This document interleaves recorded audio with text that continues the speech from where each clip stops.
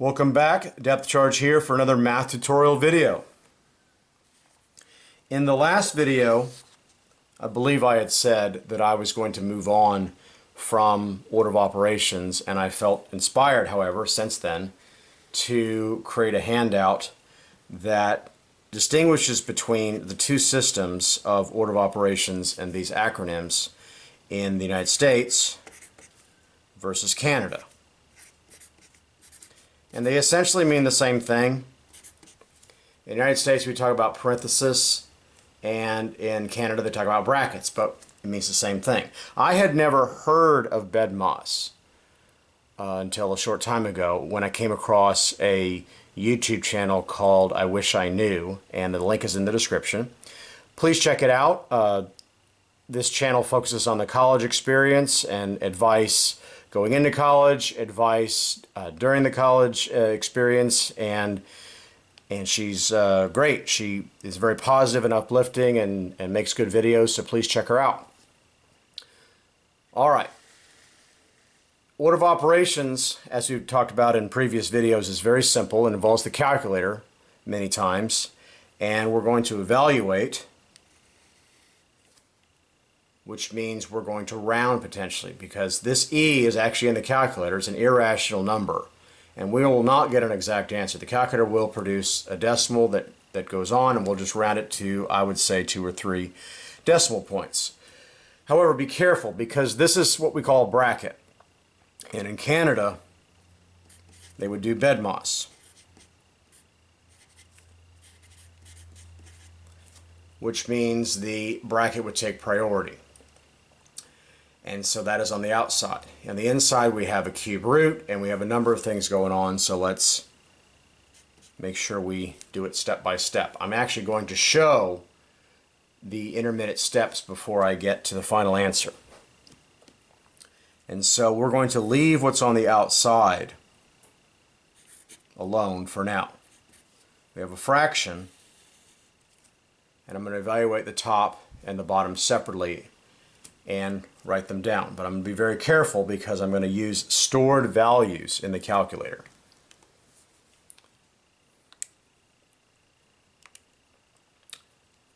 This is a cube root. And the cube root is definitely not a square root. The cube root is under math. So under math, we have this option right here. Option 4 is the cube root. And I'm cube rooting a number, and I get that. I'm going to add to that E squared. Where's the E button? There's actually 2 spots for the E button, and this is one of them. But there's another spot, and it's right there.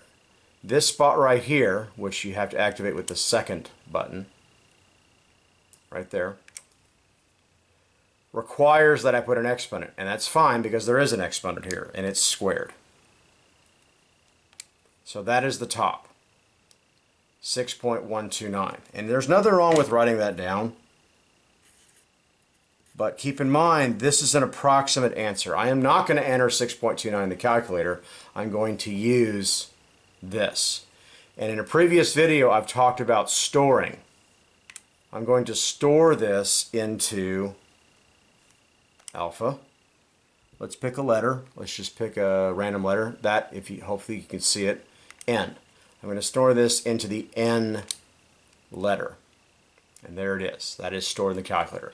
On the bottom we have a more complicated expression. That's okay.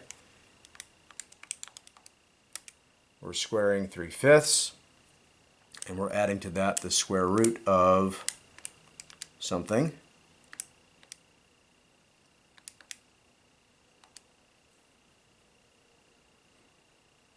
And that looks good to be the denominator. So we take this number of 6.129, which is actually the letter N at the moment, and we're going to divide it by 0.589.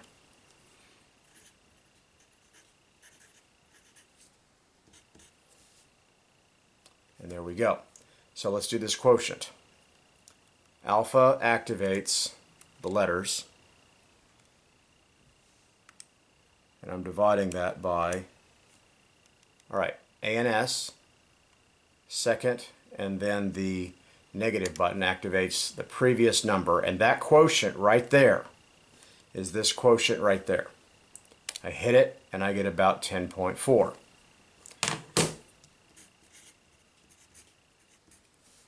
Awesome. Do not, please do not put 10.4 to the fourth power. Instead, use the stored value right there, and we're going to raise it to the fourth power. And there it is. Let's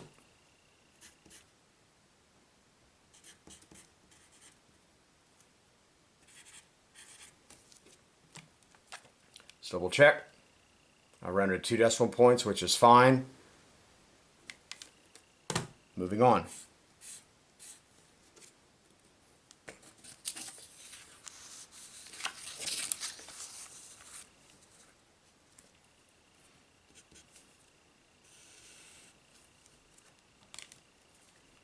Here we have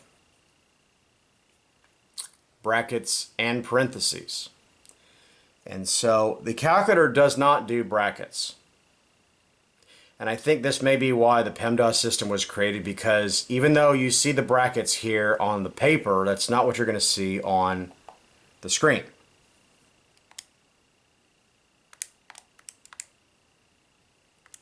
Where's the pi button? Right there.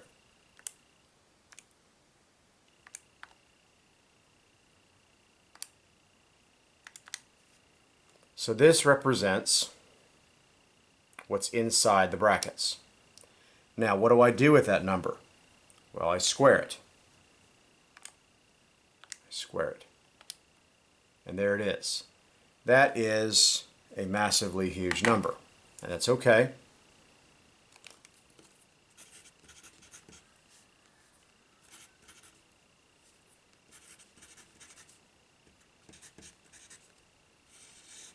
And that number we're going to store right there. We're going to store that into alpha. And let's choose the letter K, let's say, right there. So that is stored in letter K. Awesome. What we have down here is another more complicated thing. Be careful. This entire denominator is square rooted. All of it. And what you have is you have -2/7 plus 6 plus 5 minus 15. That should be everything that is inside the square root. It is. So I get that. Let's write that down.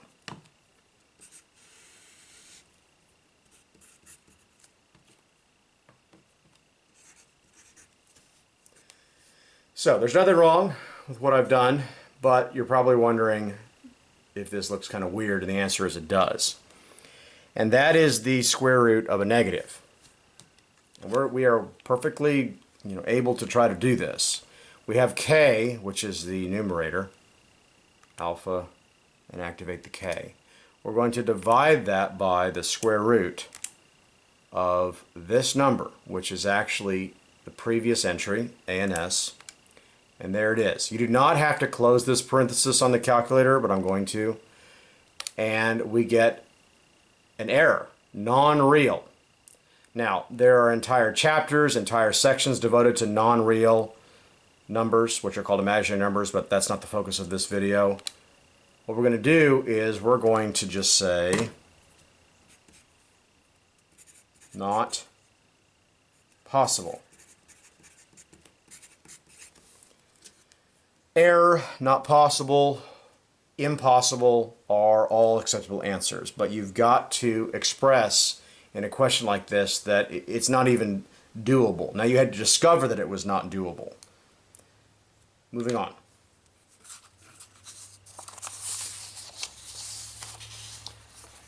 Finally, moving beyond order of operations. Basic algebra is very important in any math class, whether it's middle school math, high school math, college math, and students have been out of school for a long time because of the global pandemic. that we're dealing with, that we can hopefully get back to normal soon. But the reality is that students are potentially lacking in skills because of the time away from school. And hopefully they had a good experience at home and in distance learning, and those in distance learning now. And so one of the reasons why I make these videos is to just help those who need it in just those basic skills. And we're going to move on to more advanced ones very soon, but you got to start with the basics. And in basic algebra, you solve for the unknown. That is a very popular topic in all sorts of math courses. This is what I say to students.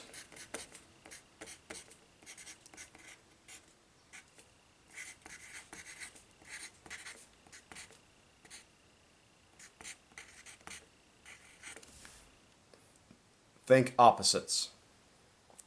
And think opposites means whatever you see on the page, you're going to do the opposite. So for instance, I see adding of 8. Think opposites. That's subtract. I see multiplying by 4. Think opposites. That's divide. And I left space here to solve for x in this case. And we're going to show our work step by step. So think opposites in solving for x, the unknown, is simply to subtract 8 on both sides. Just like that.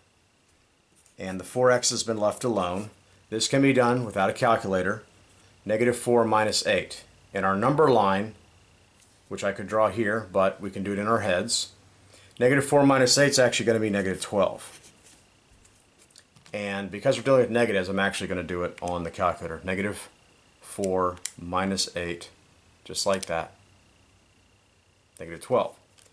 Now, for this final step, I'm not going to use a calculator because in many math courses, you will not get a calculator. Think opposites.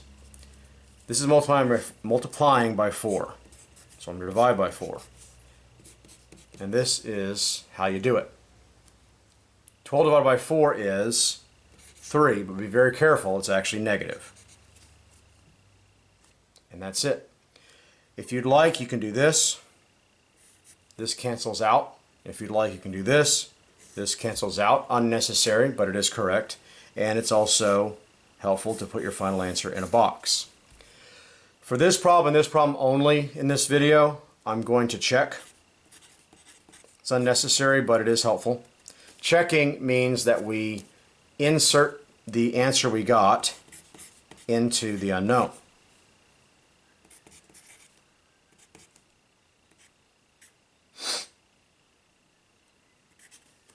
And there it is.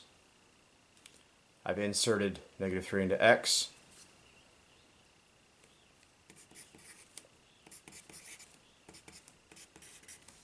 Is this a true statement? That is the question. -12 plus 8.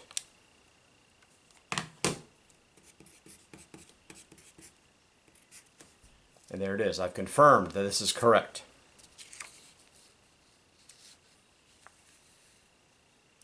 Solving for the unknown is the name of the game. Think opposites. This is a positive 1 and this is a -3. There's a number of ways to do this, but this is the way I recommend. I'm going to subtract 1 on both sides. And that will cancel out this one here. This negative right here is part of the -3, and it does not go away. It's still -3y equals 27. So -3y equals positive 27. Good to go. Think opposites. We're going to divide by -3 on both sides. This cancels out, and we get y to equal 27 divided by -3, -9. And there it is. Box my answer if I choose to do so. Good to go. Final one of the day.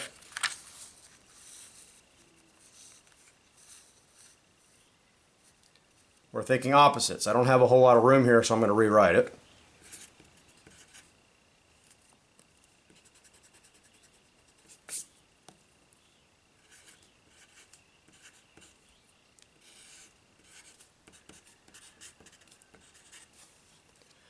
This is dividing by 2. This is multiplying by 0.03. The z is the unknown. I'm going to multiply both sides by 2. And what that does is it cancels this 2 out on the left side. So I'm left with 0.03 z equals this right here, which is 4.5 times 2.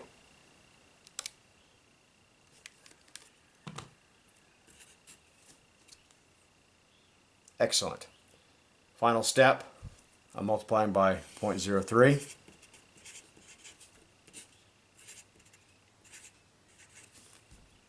Cancels out.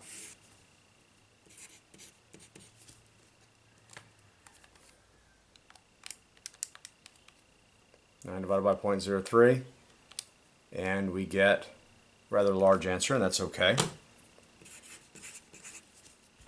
And that's it. So we have successfully solved 3 equations and done some order of operations distinguishing the 2 systems of 2 different countries. I hope you enjoyed this video. Please hit the thumbs up, share, and subscribe. And please contribute in the comments section. Depth charge out.